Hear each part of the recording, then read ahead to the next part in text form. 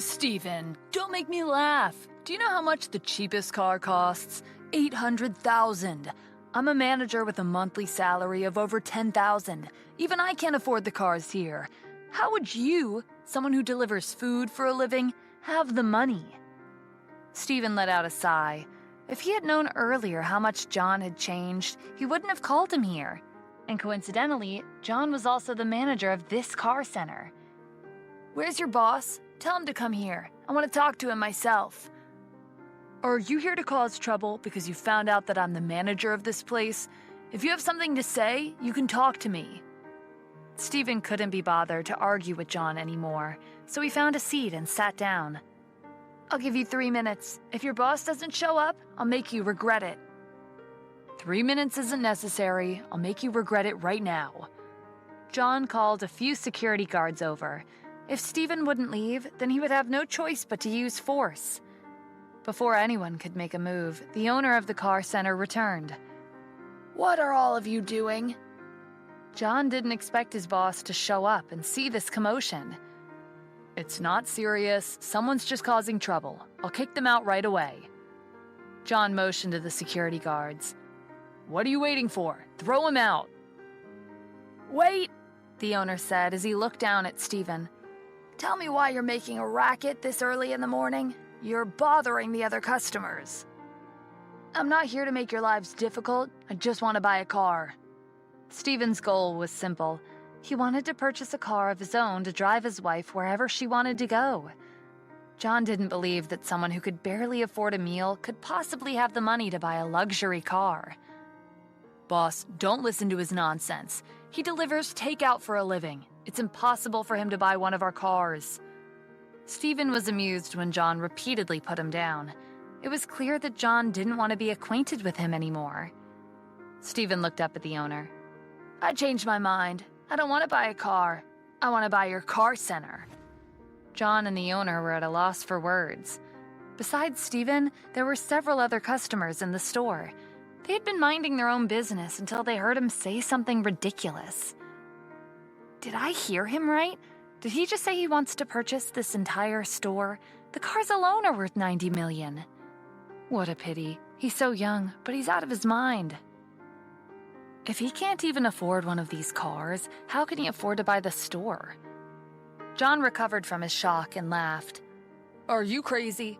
Do you know how much this car center is worth? It's an amount you can't even begin to imagine. Steven ignored him and spoke to the owner. You're wasting my time. How much are you selling this car center for? The owner quickly asked Sarah to bring him a list of their inventory. He didn't know who Steven was, but he had an intimidating aura that made other people unable to refuse his orders. The cars we have are worth a total of $90 million. In addition to the rent, there are also wages and utilities to factor in. The owner picked up the calculator and punched in a list of numbers. The final amount displayed on the screen was $120 million. John took out a $20 bill from his pocket and threw it on the floor. Now do you realize how ridiculous you're being? Here's $20. You don't have to pay me back. Hail a cab and go home. Steven didn't spare a glance at John as he continued his conversation with the owner. Give me your bank number. The owner wondered if Steven was secretly super rich. After getting the information he needed, Steven called Jack and asked him to wire $120 million into the owner's bank account. John looked on mockingly. Steven, we haven't met for 2 years, but I didn't expect you to become this crazy. As soon as these words left his mouth, the owner's phone rang with an incoming message from his bank.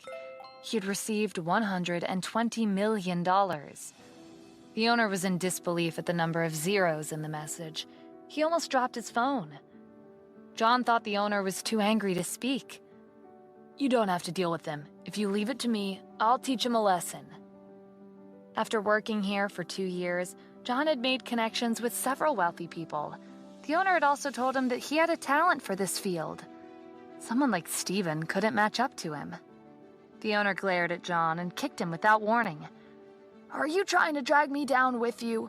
If you know what's good for you, then keep your mouth shut. He transferred $120 million within a few minutes. $120 million? How is that possible? John stuttered. If you have nothing else to say, then leave, Stephen said. We'll leave immediately. In the future, if there's anything I can help you with, don't hesitate to ask. The owner trailed off when Stephen gave him an impatient look. The owner dragged John, who was still shocked beyond words, out of the car center. Stephen looked around the store. His gaze fell on Sarah. You're Sarah, right? You'll be in charge of managing this car center from now on. Sarah was ecstatic at her sudden promotion. I won't disappoint you. The other customers in the store were excitedly whispering amongst themselves. Some of them had even taken out their phones to record the scene. That girl is really lucky. Other people would have had to work as a manager for more than 10 years before getting to her position. Who is that person anyway? Who in the city has enough funds to purchase an entire car center in a few minutes? Wait, he looks familiar. In the afternoon, Stephen drove back to the villa in his new Porsche. Kim, Amy, and Natalie were in the living room watching TV. Stephen was confused when he saw Kim. She had just become the vice president of the Cassidy Group. Shouldn't she be busy with work? Why are you home so early? Kim crossed her arms in annoyance. There was nothing to do, so I came home. After arriving at the company, she sat around in her office until noon. Even though she was promoted to vice president, it was all for show. She had no authority. Kim recalled that Stephen told her he wanted to buy a car this morning. By the way, did you decide on a car? Natalie looked away from the TV. What? You want to buy a car? You can't even afford it. Don't even think about spending Kim's money. I won't allow it. Amy frowned as she hugged her knees. Mom, he barely earns any money. He hasn't seen much of the world, so I doubt he'd want to buy a luxury car. Stephen, don't listen to their nonsense. Our car is old, so it's time to get a new one anyway. Which car caught your eye? Kim asked. Natalie and Amy were also curious. The three of them looked at Stephen and waited for his answer. Stephen felt self-conscious at all the attention.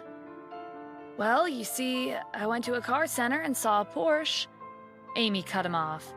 Are you serious? You're going straight for a luxury car? Do you think you're some rich and handsome young man? You're hopeless. You should just stay home instead of going out and embarrassing yourself and our family, Natalie scolded. Stephen could barely support himself, and their family didn't have that much money to spare. Why would he want to buy a Porsche? Kim was disappointed in him. Never mind. Tomorrow I'll come with you, and we'll look at other cars. There's no need for that. I drove the car home. The Porsche is in front of the house.